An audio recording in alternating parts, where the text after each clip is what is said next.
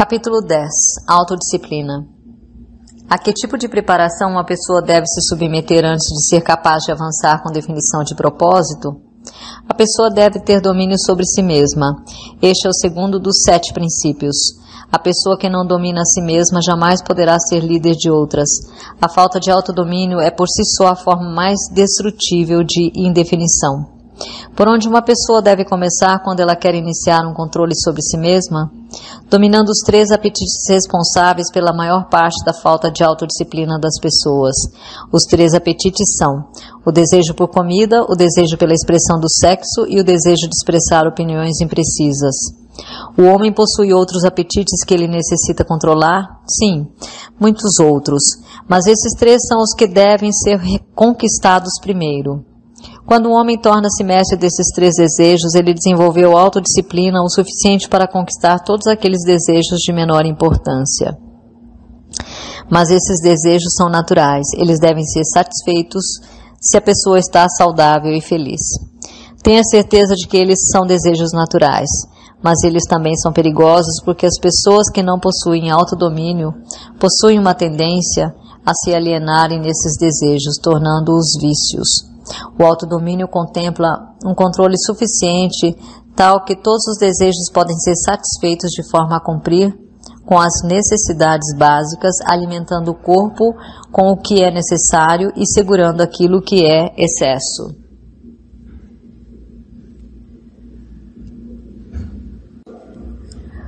O seu ponto de vista é tanto interessante quanto educacional. Descreva os detalhes pelos quais eu possa entender como e em quais circunstâncias as pessoas se excedem nos seus desejos. Pegue o desejo por comida, por exemplo. A maioria das pessoas é tão fraca na autodisciplina que enche o estômago com combinações de alimentos altamente ricos que, por sua vez, satisfazem o gosto, mas fazem com que os órgãos da digestão e da eliminação trabalhem em excesso. Eles colocam em seus estômagos tanto quantidade quanto combinações de comidas, as quais a química do corpo somente consegue descartar, convertendo a comida em toxinas venenosas. Esses venenos entopem e ficam estagnados no sistema excretor do organismo, até o momento em que ele diminui o trabalho do organismo na eliminação dessa matéria de sobra. Após um tempo, o sistema gastrointestinal para de funcionar de forma saudável e a vítima acaba tendo o que se chama de constipação. A partir daí, ela está pronta para ir para o hospital. A autointoxicação pelo sistema gastrointestinal leva a máquina do cérebro a tornar-se algo como uma massa disforme. A vítima então fica lenta nos seus movimentos físicos e mentalmente irritada e irrequieta. Se essa pessoa pudesse dar uma olhada e pudesse sentir o cheiro do seu sistema gastrointestinal, ela teria vergonha de se olhar no espelho.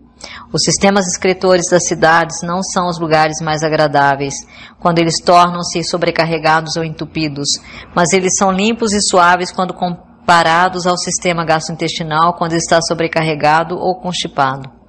Essa não é uma história bonita para ser associada ao ato agradável e necessário de comer, mas as coisas são como são, e neste caso, conclui-se que comer em demasia e combinar alimentos de forma errada é o que causa a autointoxicação. As pessoas que comem sabiamente e mantêm os seus sistemas excretores limpos dificultam o meu trabalho, porque um sistema intestinal em perfeito funcionamento significa um corpo saudável e um cérebro que funciona de forma apropriada. Imagine, se a sua imaginação consegue chegar a tal ponto, como qualquer ser humano poderia mover-se com definição de propósito, com o seu sistema intestinal, com uma quantidade tal de veneno suficiente para matar 100 pessoas, se fosse injetado diretamente na corrente sanguínea.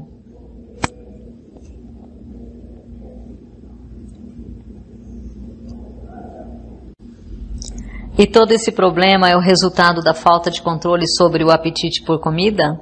Bem, se você deseja ser absolutamente correto, deveria dizer que comer de forma inapropriada é a grande responsável pela grande maioria das doenças do corpo e praticamente todas as dores de cabeça. Se você quer prova disso, selecione 100 pessoas que sofrem com enxaqueca e dê a cada uma delas uma lavagem intestinal completa, com um grande enema, e observe que não menos do que 95 das dores de cabeça desaparecerão dentro de alguns minutos, após os seus intestinos terem sido liberados. Por tudo que você diz sobre o trato intestinal, tenho a impressão de que o domínio sobre o apetite físico por comida significa também o domínio sobre o hábito de negligenciar e manter os intestinos limpos. Isso está correto? Sim, isso é verdade. Tão importante quanto eliminar o lixo do organismo e as porções não utilizadas de comida é ingerir as quantidades corretas, bem como as combinações adequadas de alimentos. Nunca pensei na autointoxicação como sendo um dos seus instrumentos para controlar as pessoas e estou totalmente chocado em saber quantas pessoas são vítimas desse sutil inimigo. Vamos ouvir o que você tem a dizer desses outros dois desejos. Bem, vamos falar do desejo por sexo. Essa é uma forma com a qual controla os fracos e os fortes, os velhos e os jovens, os ignorantes e os sábios. Na verdade, domino todos aqueles que negligenciam em dominar o desejo por sexo. Como se pode dominar a emoção do sexo? Pelo simples processo de transmutar essa emoção em alguma forma de atividade que não seja a cópula. Sexo é uma das grandes forças que motivam os seres humanos. Devido a esse fato, ela também é uma das forças mais perigosas. Se os seres humanos conseguissem controlar os seus desejos por sexo e os transmutassem em uma força propulsora pela qual eles conseguissem utilizar em suas ocupações, ou seja, se eles gastassem no seu trabalho metade do tempo que eles perdem à procura de sexo, eles nunca conheceriam a pobreza.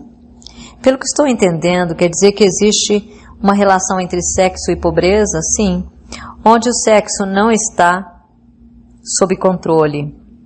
Se for permitido ao sexo mover-se em seu curso natural, ele rapidamente levará a pessoa ao hábito da alienação. Existe alguma relação entre sexo e liderança? Sim.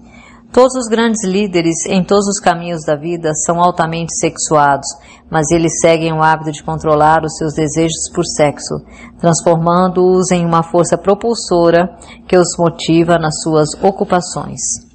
O hábito da indulgência no sexo é tão perigoso quanto o hábito de utilizar drogas ou bebidas? Não há diferença entre esses hábitos. Ambos levam para o controle hipnótico através do hábito da alienação.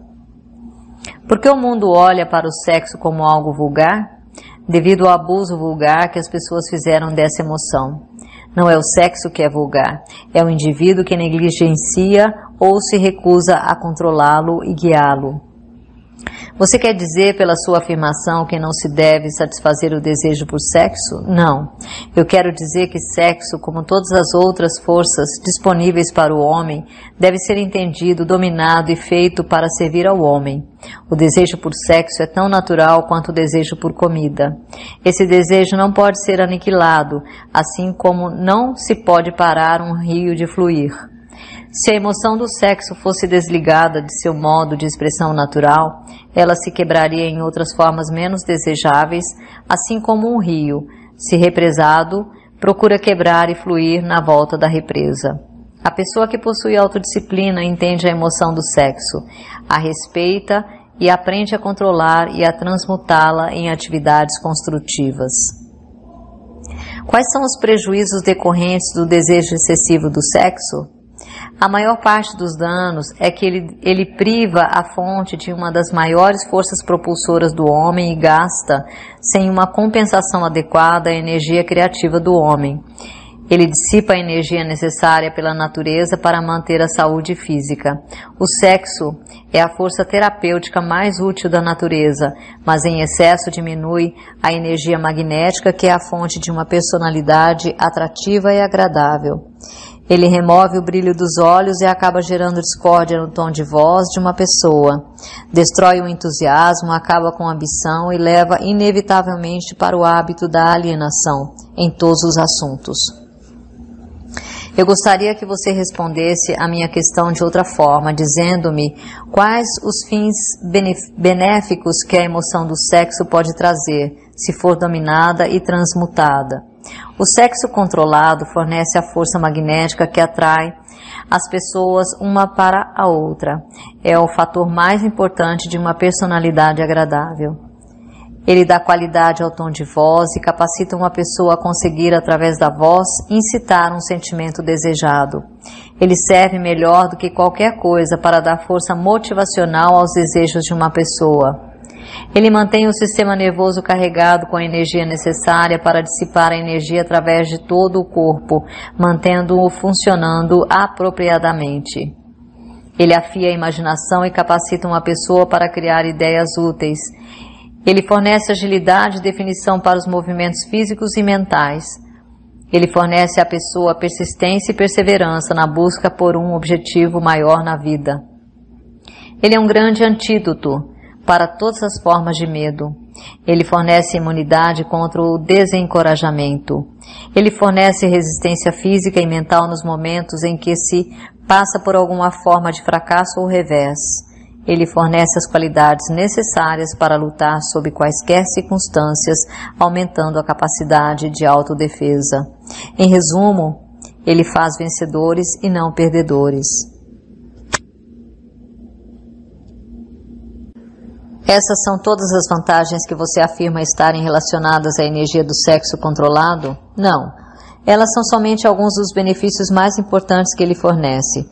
Talvez alguns acreditarão que a maior de todas as virtudes do sexo é que ele é o método que a natureza utiliza-se para a perpetuação de toda a vida no planeta. Só isso já deve remover todo e qualquer pensamento que leve a crer que o sexo seja algo vulgar. Pelo que estou entendendo, baseado no que você diz, a emoção do sexo é uma virtude e não uma falha. Ela é uma virtude quando controlada e direcionada para obter fins desejáveis. Ela é uma falha quando negligenciada e quando se permite sair do controle e levar-nos a atos de luxúria. Por que essas verdades não são ensinadas para as crianças através de seus pais e das escolas? Ambos negligenciam isso porque, na verdade, desconhecem a real natureza do sexo. Para a manutenção da saúde do corpo, é tão necessário que se entenda e se use apropriadamente a emoção do sexo quanto é manter o sistema intestinal limpo. Os dois assuntos devem ser ensinados em todas as escolas e em todas as casas onde haja crianças. A maioria dos pais não precisaria de instruções adequadas a respeito das funções e do uso do sexo antes que eles pudessem inteligentemente ensinar as suas crianças? Sim, tanto eles quanto os professores das escolas. Qual seria o grau de importância relativa que você daria para a necessidade de conhecimento apurado sobre o assunto sexo? Está próximo do topo da lista. Há apenas uma coisa de maior importância para os seres humanos, que é pensar com exatidão. Pelo que estou entendendo, você afirma que o conhecimento das reais funções do sexo e a habilidade para pensar com exatidão são as duas coisas de maior importância para o homem? Essa era a minha intenção, para que você entendesse. Pensar com exatidão vem primeiro, porque é a solução para todos os problemas do homem, a resposta para todas as suas orações, a fonte da opulência e de todas as possessões materiais. O pensamento exato é auxiliado pela emoção do sexo, propriamente controlada e direcionada. Isso porque a mesma energia que o homem usa para pensar, ele também usa para o sexo. Ela começa com todos aqueles que desejam ter autodeterminação suficiente para pagar o seu preço. Ninguém consegue estar inteiramente livre, espiritualmente, mentalmente, fisicamente e economicamente, sem aprender a arte do pensamento exato. Ninguém consegue aprender a pensar com exatidão sem incluir como parte do conhecimento necessário informações sobre o controle da emoção do sexo através da transmutação. Será uma grande surpresa para muitas pessoas saber que existe uma relação íntima entre o pensamento e a emoção do sexo. Conte-nos agora sobre o terceiro desejo e vamos ver o que isso tem a ver com autodisciplina. O hábito de expressar opiniões imprecisas e desorganizadas é um dos hábitos mais destrutivos. O prejuízo consiste na sua tendência a influenciar as pessoas no ato de adivinhar em vez de procurar pelos fatos. No momento em que elas formam opiniões, criam ideias ou organizam planos. O hábito desenvolve o que eu chamo de uma mente gafanhoto. É aquela mente que pula de uma coisa para outra, mas nunca chega a lugar nenhum. E claro, o descuido na expressão de opiniões que não são baseadas em fatos leva ao hábito da alienação. A partir desse ponto é somente um passo ou dois até que se estejam amarrados pela lei do ritmo hipnótico, que por sua vez automaticamente inibe o pensamento com exatidão. Quais outras desvantagens existem na livre expressão de opiniões? A pessoa que fala demais acaba informando ao mundo todos os seus planos e objetivos e, por sua vez, fornece aos outros a oportunidade de lucrar com suas ideias. Homens sábios mantêm seus planos para si mesmos e evitam expressar opiniões que não tenham sido solicitadas. Isso previne que outros possam apropriar-se de suas ideias, bem como dificulta o acesso de outros aos seus planos, diminuindo assim as interferências desnecessárias. Por que tantas pessoas insistem no hábito de expressar opiniões não solicitadas? Esse hábito, na verdade, inclui em si mesmo um modo de expressar egocentrismo e vaidade. O hábito da autoexpressão é inerente às pessoas. O motivo por trás do hábito é atrair a atenção de outros e impressioná-los favoravelmente. Na verdade, ele possui justamente o efeito contrário. Quando aquele que se convida a falar atrai a atenção, geralmente ele atrai para si condições desfavoráveis. Sim. Quais são as outras desvantagens desse hábito? A pessoa que insiste em falar demais raramente tem a oportunidade de aprender ouvindo outros. Mas não é verdade que um orador que possua uma aura magnética normalmente coloca-se no caminho da oportunidade para beneficiar a si mesmo, atraindo a atenção de outros através do poder da sua oratória? Sim. Um orador que possua o dom da fala realmente possui um ativo de tremendo valor na habilidade de impressionar as pessoas pelo seu discurso, mas não consegue fazer o melhor uso desse ativo se forçar o seu discurso em pessoas que não solicitaram a sua fala. Nenhuma outra qualidade acrescenta mais à personalidade de uma pessoa do que a habilidade de falar com emoção, força e convicção. Mas um orador jamais deve impor o seu discurso sobre outros sem ter sido convidado a fazê-lo. Há um velho ditado que diz que nada vale mais do que o seu verdadeiro custo. Isso se aplica tanto para a livre expressão de opiniões que não são bem-vindas, quanto para as coisas materiais. E sobre as pessoas que expressam as suas opiniões de forma voluntária através da escrita, elas também sofrem da falta de autodisciplina? Uma das piores pestes presentes na Terra é a pessoa que escreve cartas deliberadamente para pessoas públicas de alta proeminência. Políticos, estrelas do cinema, homens que foram bem-sucedidos nos seus negócios ou até mesmo escritores de livros best-sellers. E ainda pessoas cujos nomes aparecem seguidamente nos jornais. São frequentemente assediados por aqueles que escrevem cartas expressando as suas opiniões dos mais diversos assuntos. Mas escrever cartas não solicitadas é uma forma inofensiva de encontrar o prazer através da autoexpressão, não é? Que tipo de dano a pessoa pode causar por esse hábito? Hábitos são contagiosos. Todo hábito atrai um conjunto de hábitos relacionados. O hábito de fazer qualquer coisa que seja inútil leva à formação de outros hábitos que também são inúteis, especialmente o hábito da alienação. Mas esses não são todos os perigos associados com o hábito do prazer em escrever opiniões não solicitadas. O hábito cria inimigos e coloca em suas mãos armas perigosas pelas quais podem causar grandes transtornos àqueles que insistem em mantê-los. Ladrões, estelionatários e vigaristas pagam altos preços pelos nomes e endereços de escritores desse tipo de cartas, porque conhecendo-os como eles os conhecem, acabam tornando-se vítimas fáceis de todas as formas de esquemas que resultam na perda do seu dinheiro. Eles referem-se aos escritores de tais cartas como doidos. Se você deseja saber o quão idiotas essas pessoas são, leia a seção de cartas de leitores de qualquer jornal, a coluna na qual o jornal publica opiniões voluntárias de seus leitores.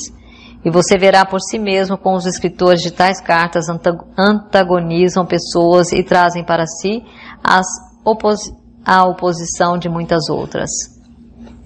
Eu não tinha ideia, Sua Majestade, de que as pessoas podem criar tanta confusão apenas expressando opiniões não solicitadas.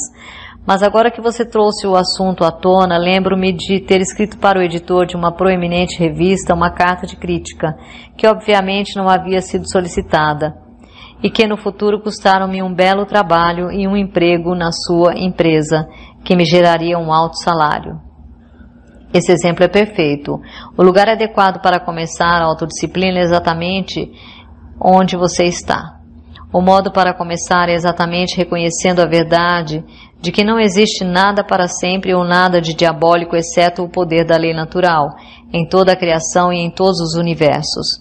Não existe nenhuma personalidade individual, onde quer que seja, através de todos os universos, que possua o mais ínfimo poder para influenciar um ser humano, exceto a natureza e as próprias pessoas por si mesmas.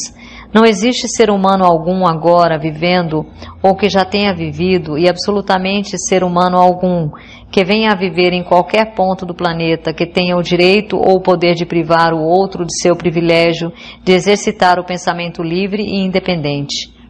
Esse privilégio é o único sobre o qual qualquer pessoa pode ter controle absoluto.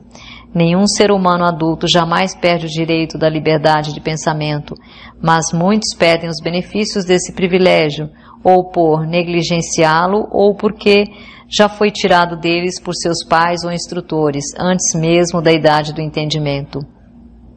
Essas verdades são autoevidentes, não menos importantes, pelo simples fato de terem sido reveladas a você pelo diabo e não pela minha oposição.